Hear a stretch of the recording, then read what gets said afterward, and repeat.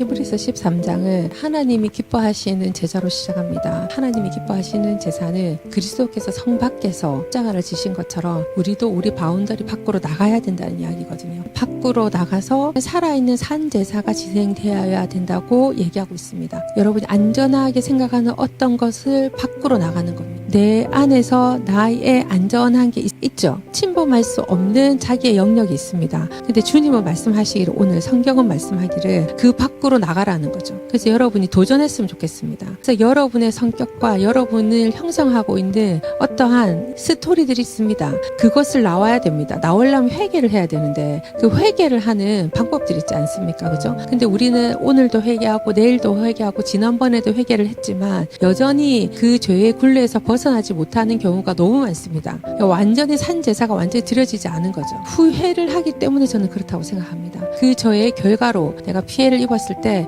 막 후회스럽죠. 내가 그때 안 했으면 좋았을 텐데. 그런데 그렇게 후회를 했음에도 불구하고 우리는 그리스도와 함께 드려지지 않았기 때문에 우리는 습관적으로 그 죄를 계속 반복할 수밖에 없게 돼 있습니다. 근데 그리스도께 내가 그를 드린다는 거는 하나님의 법과 질서, 그 공의와 공덕과 나를 바꾼다는 거죠. 그 법에 나를 맞춘다는 겁니다. 그래서 철저하게 각을 뜨라 이런 얘기가 있죠. 그래서 내가 그 문제에 대해서 철저하게 심도 깊게 다른 사람 입장에서 저를 보는 시각이 있어야 됩니다. 그 다른 사람의 입장이라는 거는 성경의 입장에서 내를 봤을 때 죄인가 죄가 아닌가, 난 이 죄를 졌을 때 이건 어떤 결과를 내며 거기에 대해서 나는 어떤 책임을 져야 되는가 하는 명확한 책임감이 저한테 있어야 된다는 거죠. 그래서 나의 책임이 너무 무겁기 때문에 그리스도께를 의지하고 그분께 내 죄를 드리는 그 놀라운 사건이 있다는 거죠. 그래서 그 죄에 대한 결과에 대한 그 책임을, 그 무게를 반드시 생각을 해봐야 된다는 거예요. 근데 그 부분에 대해서 내가 그리스도께 의탁하고 그리스도를 기대하고 그 그리스도께서 나를 용서해 주길 바라며 회개의 시간들을 가져야 된다는 거죠. 그 짐 밖에서 있어야 된다는 거예요.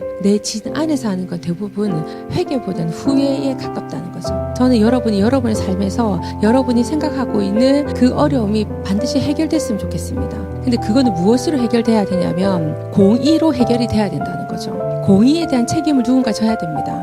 그러니까 내 마음의 양심의 가책으로 회개하고 내 마음의 어떤 불행한 일들로 기도하고 거기에 대해서 회개하고 하는 게 아니라 하나님의 법과 질서에 정확하게 맞춰서 우리는 회개를 해야 된다는 겁니다.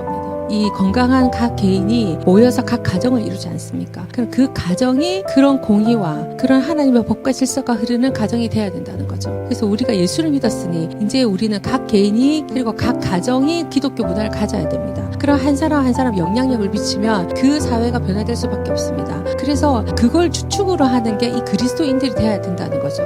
그래서 그리스도인들은 나라가 위험할 때마다 이 나라를 책임지는 어떤 사람들의 군단이 되었던 것 같아요. 그래서 우리나라가 일제시대가 진행됐지 않습니까? 정말 많은 그리스도의 피가 흘렀고 많은 그리스도인들이 민족과 나라를 위해서 일어났습니다. 각 개인이 이런 공의가 없다면 우리는 과연 무엇으로 우리가 그리스도인이며 이 사회에 미치는 영향력을 무엇으로 우리가 따져보겠냐는 거예요. 결국은 우리는 이 사회에 하나님의 나라가 임해야 되는 것이 하나님의 뜻이고 그 나라를 위해서 일해야 되는 것이 우리입니다. 이 한 사람 한 사람이 하나님의 법과 질서로 변화된다면 정말 신뢰하는 사회가 형성되지 않을까요? 그런데 그걸 숨길 수 있는 내 내면과 우리 가정과 내가 가지고 있는 바운더리들이 있다면은 반드시 그 짐 밖으로 나와야 된다는 겁니다. 그래서 실질적으로 나를 바라볼 수 있는, 그리고 내가 거짓으로 변화시키는 게 아니라 정말 하나님 앞에 각을 뜨면서 나를 회개하면서 변화시킬 수 있는 어떤 나 자신과 우리 가정과 우리의 사회와 국가가 점진적으로 이루어져야 된다는 거죠.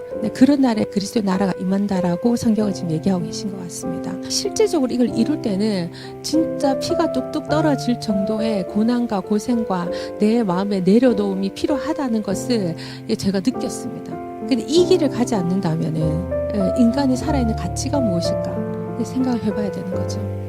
그래서 여기는 또 교회의 지도자들에 대한 얘기가 또 나와 있습니다. 그리스도의 법과 질서가 여러분한테 적응되게 하도록 저는 돕는 사람이거든요. 근데 이게 진짜 어려워요. 왜냐, 우리는 너무 세상법으로 너무 오래 살았기 때문에 그래요. 죄를 짓는 데는 누가 감시할 필요가 없어요. 근데 본능적으로 죄로 그냥 끌려가요. 여러분, 게으른 거 진짜 쉽죠. 근데 옆에 좀 부지런해야 되는 거, 지혜로워져야 되는 거, 이런 거는 결단을 수백 번을 해도 안 되잖아요. 나의 말 습관 있죠. 다른 사람 기분 나쁘다. 그거 고치기 쉬워요. 나도 모르게 의같이 그게 팍 나와버리거든. 그거 꼭 해야 될 것 같지. 그리고 안 하면은 계속 마음에 남아요. 그러니까 그 얼마나 부지런해요. 거기에는 또. 그래서 김남주 목사님의 게으름이란 책에 보면 방향성에 대한 게 자꾸 나오는 거예요. 어디로 열심히 달려갔는데 거꾸로 달려갔기 때문에 그거 보는 게으름이다. 생각에 행동하기 전에 먼저 생각하고 그하고 하나님의 뜻을 묻고 거기에서 바른 방향을 찾아서 가라는 거죠. 아니면 우리는 엉뚱한 방향으로 달려갈 수 있다는 거예요. 그래서 여러분의 지도자들에게 여러분 민감히 행동하시기 바랍니다. 그래서 그들을 존중해야 됩니다.